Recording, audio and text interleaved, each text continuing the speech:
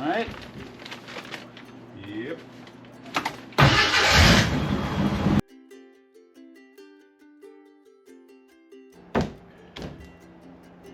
Well, where we last left off, we just finished bondoing that big hole. We were going to do a repair on it. I still haven't gotten around to that. I'll get to it.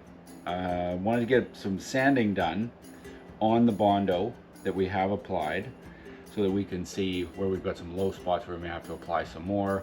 Don't want to leave the steel exposed too long. It's already been too long because I was off island for a week. But part of getting off island was getting a respirator. Not that that was the main reason for going, but I'm not going to spend $900 to leave the island and come back to get $40 respirator. But it was a nice side benefit. So I've got the orbital sander, I've got my 80 grit and my 120 grit, and I've got a flexible hand sander. So the booth is back up. Let's plug in that fan. Let's get on that respirator. Let's plug in this sander. We'll take one last hit on the dart. One last pull on the Java. And we're on it. Two hands on the filters, breathe in, and it should suction in, breathe out, and it should suction. So, we know we have good suction. I don't know if you can hear any of that. So I'm going to start hand sanding on this area, move around the vehicle the way I did before, and we'll see what our results are.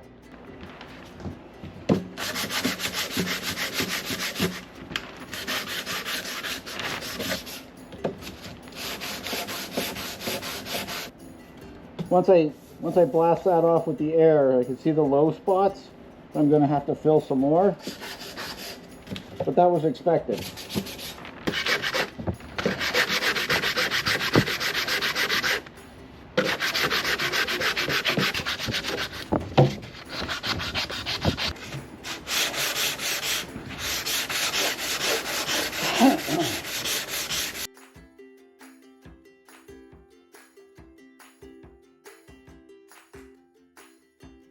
So this is a spot that obviously is going to need another layer because I'm sanding straight across. It's not touching here, so this needs to be built up some more. But we're getting there. It was a little hot in that Rhino. So probably going to do this in like little 20-minute bits. I'm in no rush, I'm not getting paid. So I'll sand an area. I also realized I was using 180 grit. I was going to be at that for a while. So I switched to 120. I could use the orbital, but I really don't want to because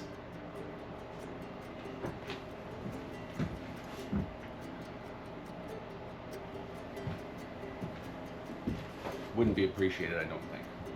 Anyway, back to it with the 120 grit.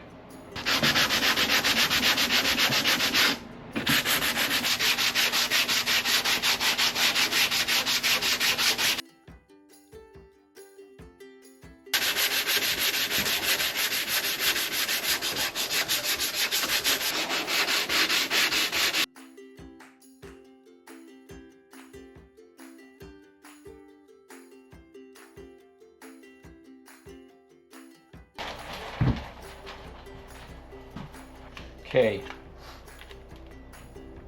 this is going to take a long time. I can't stay in there too long because you get sweaty real fast. Probably doing something wrong. It'll probably take me longer because of it, but it's going to be a nice product when it's done.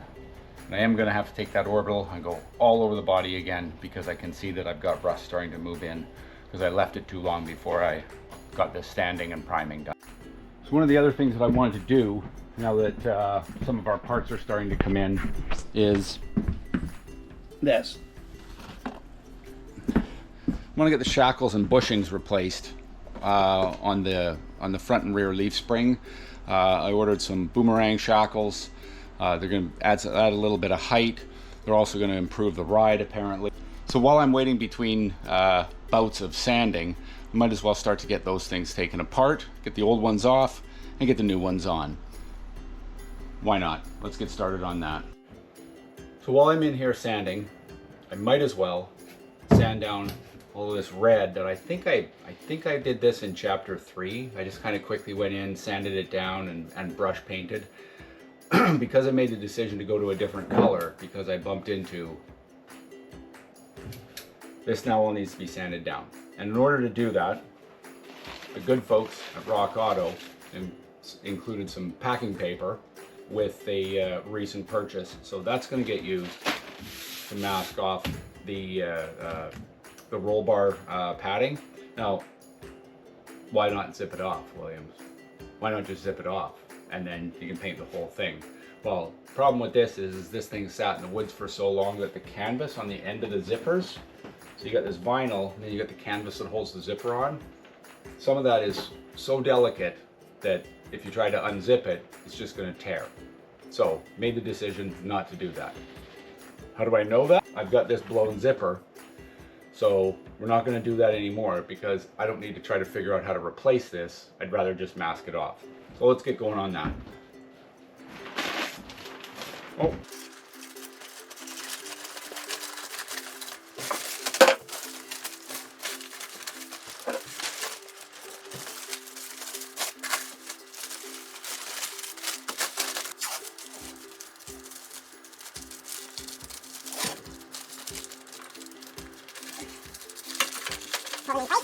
Very nice.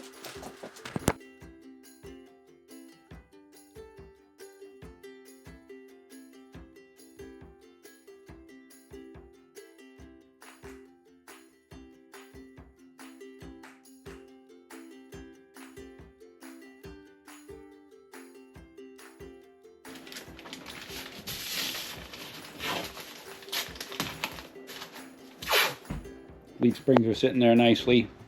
It really, in order to swap these guys out, I got new bushings as well, but I'm just going to take these off and see how everything sits. I guess I do want to get some support underneath this so that I don't have too much weight. Yeah, so I'll get a little bit of support put underneath here as well. I want the curve in there so that the tension's taken off of the springs, but I don't want it to have too much weight pulling this whole axle down. So I'll get a block under that so it can't go too far. And then it's really just a matter of screwing these guys off. So 19 on each side, and hopefully they'll come out. This is my extreme jerry rigging support so that I can try and zip these guys out, and hopefully it won't be too big of a deal.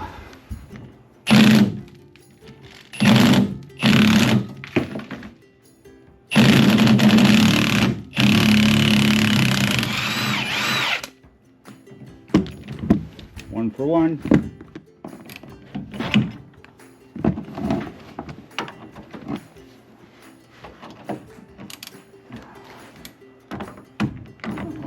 Two for two. Here we go.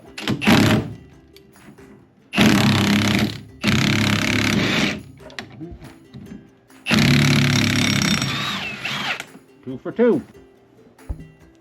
Interesting note, during the removal of the shackle on this side, that big hunk fell off the other side. Let's hope that's not important. Hammer time. That one knocked right through. I probably need to get a little bit of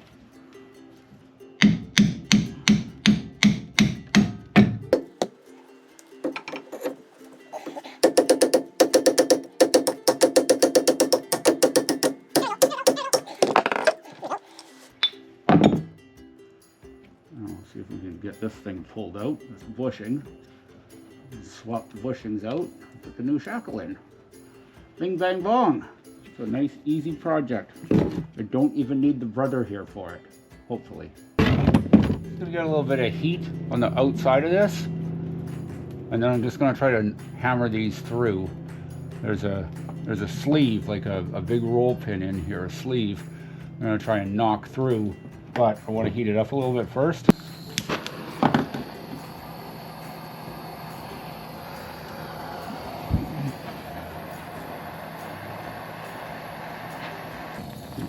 Ooh. Close. There we go. Alright. A little flathead. A little hammer. Just right on the edge of that little sleeve there. Let's see if we can bash it through. Looks like we may be bashing it from the other side. Oh, it's maybe going.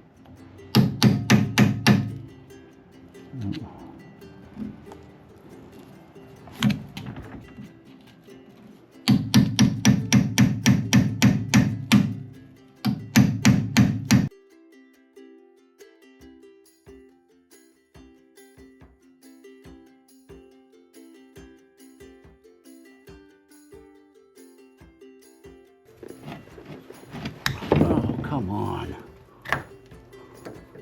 You know you want to.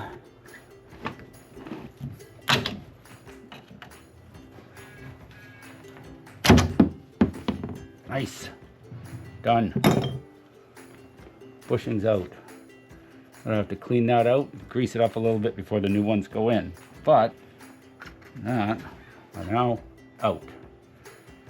Never to be seen again. Okay, so we have our sleeves in. So what I'm gonna do is get that plate. I'm just gonna start slowly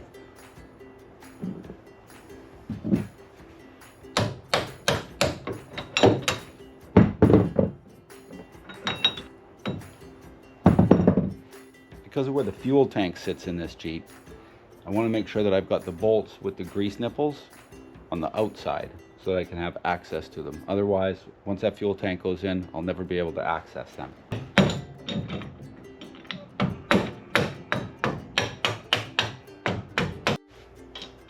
We have our two bolts. We have our two bolts through. We have our two washer nuts to attach at the back.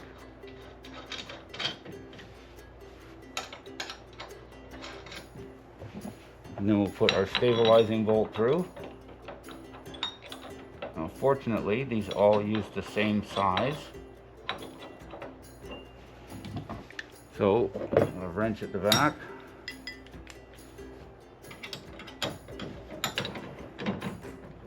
Just wind them off. Okay, so now that we got both holes emptied out, I want to make sure that I've got this nice and clean. I'm going to scrub out all those little bits of rubber that were left behind. The set of bushings I ordered came with super grease. Super grease is going to go inside of here. I'm definitely going to sand that. And then the two ends of the bushing can go in. They'll get grease there. That's essentially what's going to happen. Then the sleeve, and it'll get greased, will get pounded in. Then the bolts can go through.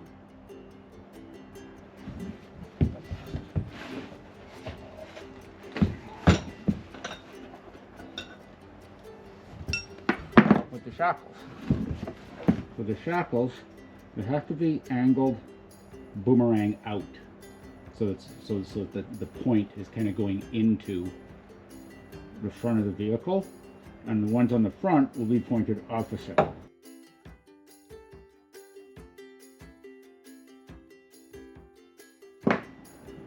All right. So the grease show is getting a little bit out of hand here, but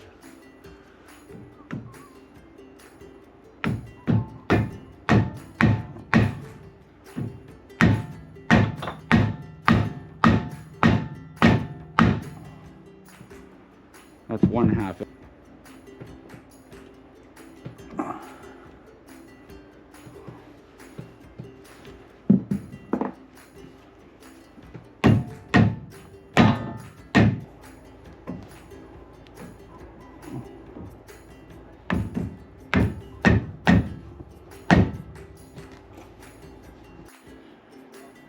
One of the things about working early in the morning, you got to try and keep the hammering down.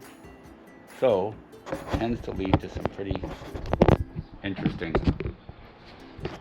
alternatives.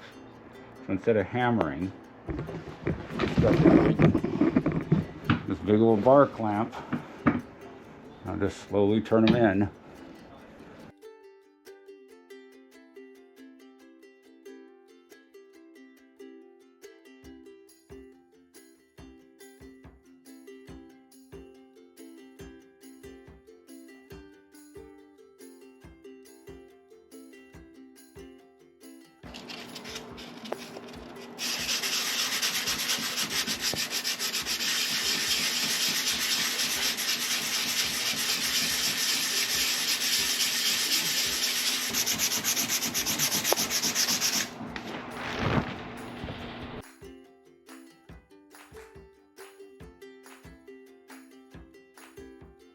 Might as well get the Bondo work done on the hood as well. We've got a couple of spots here where it's down lower.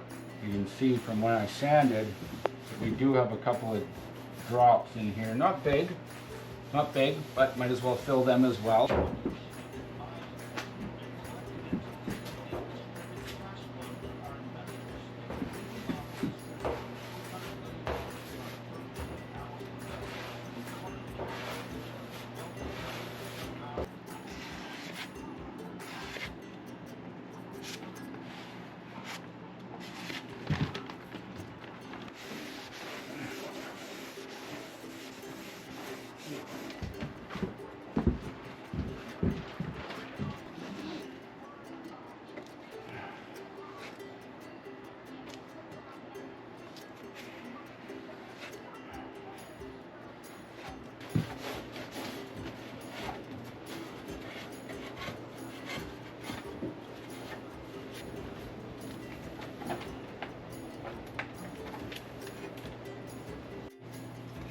Okay, so that extra Bondo's now had some time to set up. I'm going to use my hand sander to get in these edges because, like I found before, using anything mechanical now, it's very difficult to get into these corners. So we're ready now to hopefully get the final sand done on this front edge.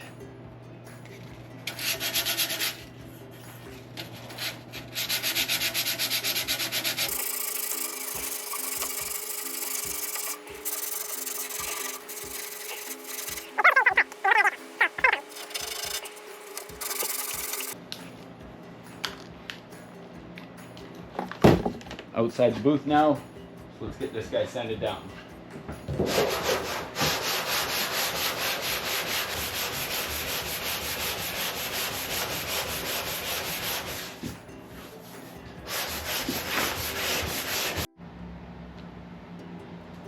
Well, I can't ignore it anymore.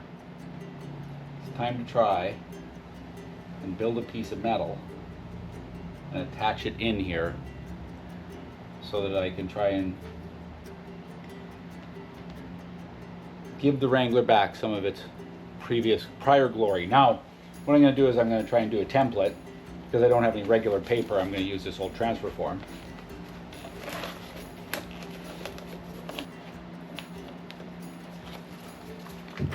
So that's what we have. Be interesting to see me turn that into something, hey? I think I also have to scrape away the Bondo here so I can put the metal in behind and have something to attach to.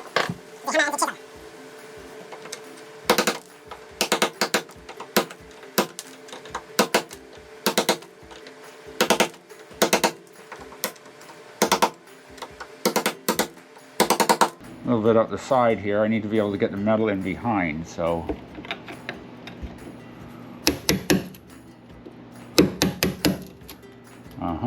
That'll do it. Okay.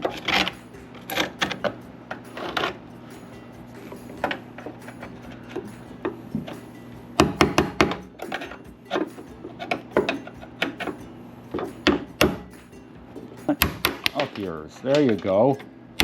Take a little of that. What do you think of that? All right. So this is my temp. So I'm going to cut this to actual size. Again, lefty. Scissors. I don't know, man.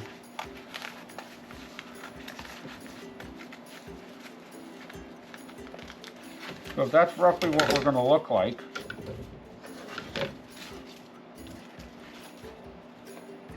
Good Lord, it's Ohio. Then to get the metal, I'm going to cut it slightly bigger all the way around so that I've got some space to kind of monkey with it, snip it down a little bit, and hopefully slide it in there. Then my plan, once I turn this into a piece of metal that's going to work, is to put a couple of screws in so that I can set it in, and then I'm going to JB weld all the way around the outside of it. I'm going to try and do this without welding. So I'm going to JB weld all the way around the outside and essentially set it in, pull it back so that we can hold it while the JB weld sets. Right? How tough could it be? Is this going to go okay? So some opening odds on whether or not this is the final. I might edit it like 8 or 9 dozen times, but you'll see the final product of how it's going in, and I think this is going to be the winner. Let's find some metal.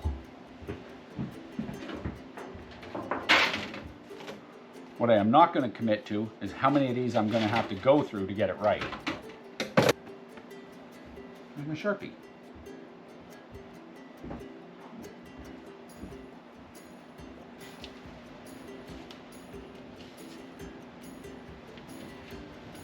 And I'm going to go slightly longer on the tail here as well. Hopefully.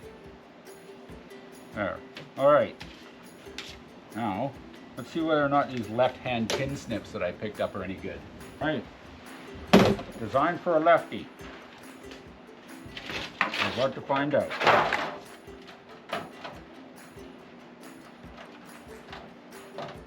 Well, ILB. That worked like a charm. Thank you, Fiskars Fiskars Power Gear left-handed tin snips. Do it. Go out and get them.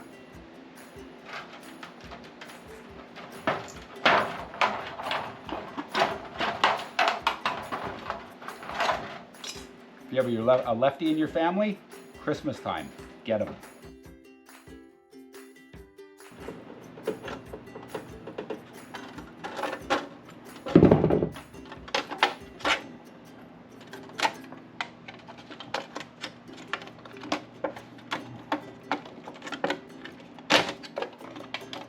Friggin' amazing.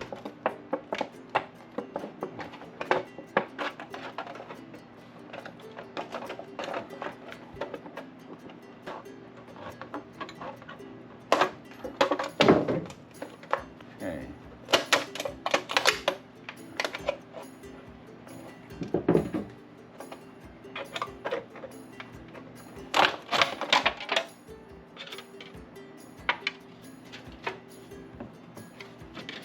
I haven't cut my hand yet. That was a stupid thing to say. That was a really stupid thing to say.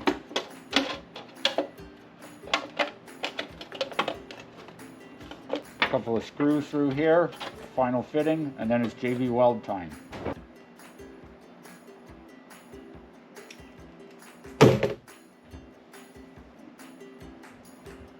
All right.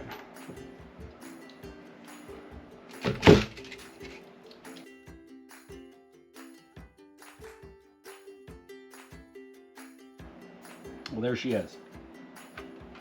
I'm gonna go prep that surface. And we'll get them set in, get the JB weld going, which means learning about JB weld.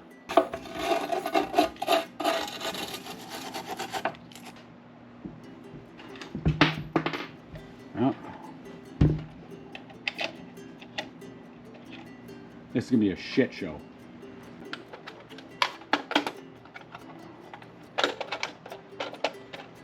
Come on.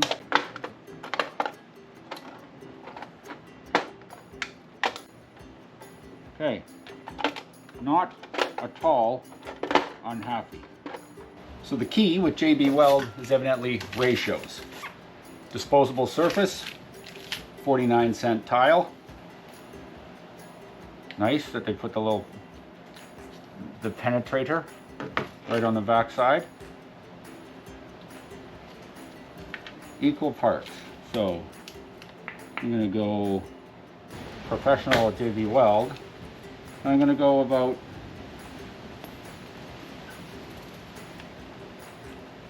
yay again for my hardener.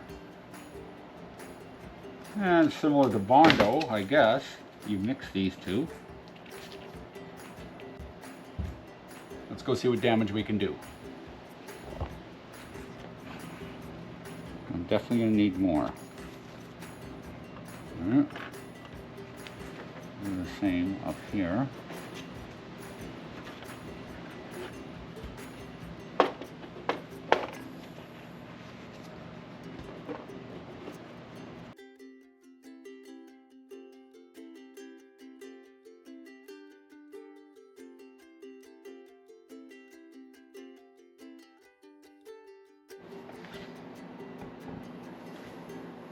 FrankenJeep. We've got to get some structure to that, and that is going to come in the form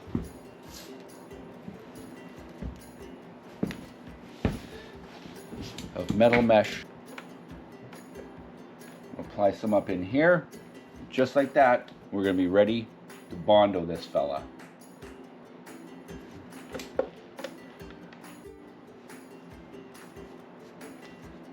This is really awful, isn't it? Not a professional body man.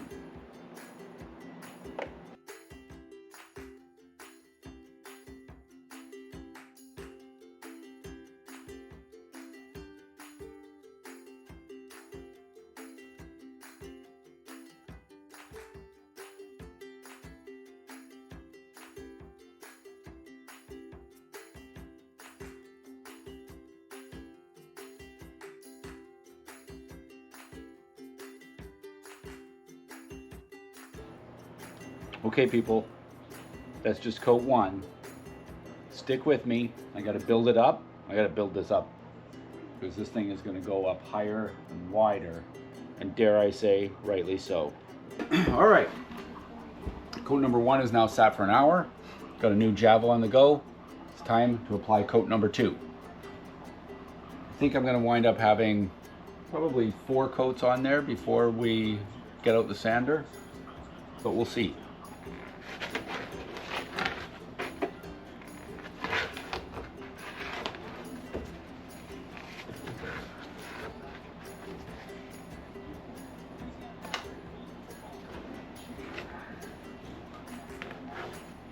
Coat number two.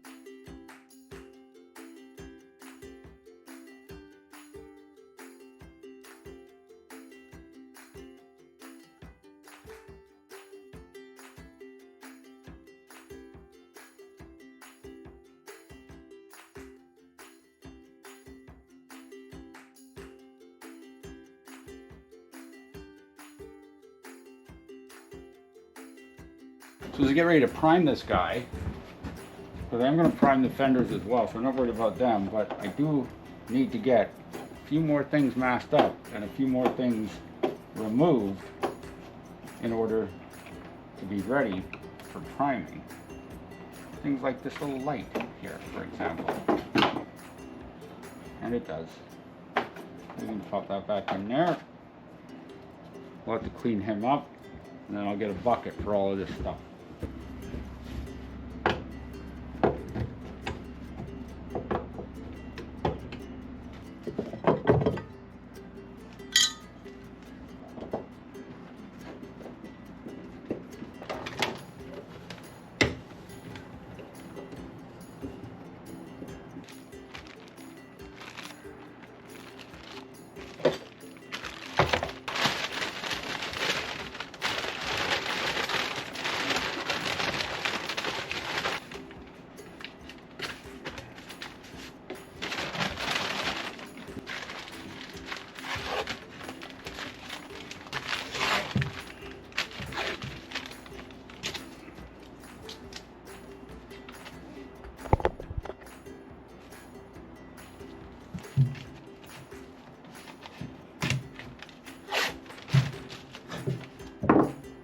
Okay, so it's Franken taping, but it works.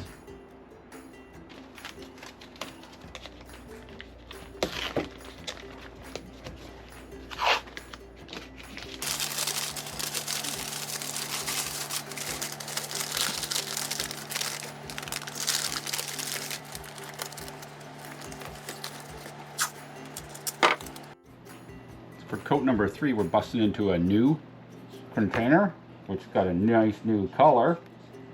That nice new color is going to go on pretty thick. This will be very easy to tell when the color's all blended in.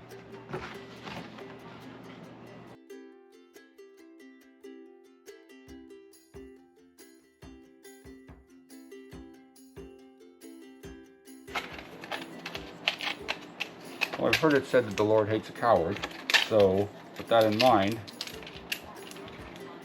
time to start sanding down FrankenJeep. Time to assume the sanding position.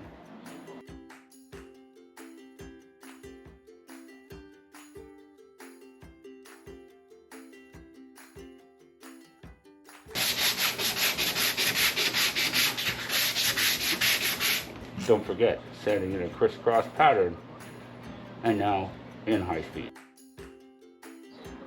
Okay, so we got some sanding done on FrankenJeep,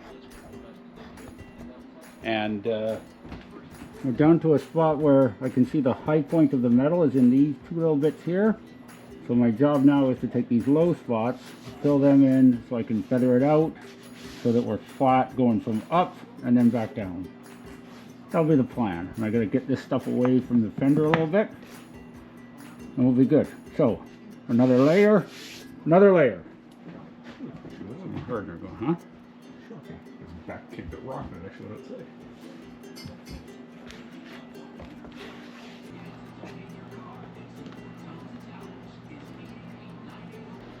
All right, I didn't want to have the new GoPro inside the booth when I was doing a bunch of sanding. So I've got the two back sides now to a spot where I think we're ready to go to a 120 grit now. So there's FrankenJeep.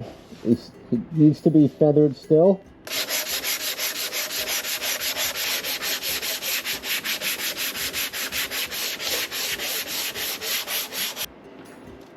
So we're going to do this is 120 grit.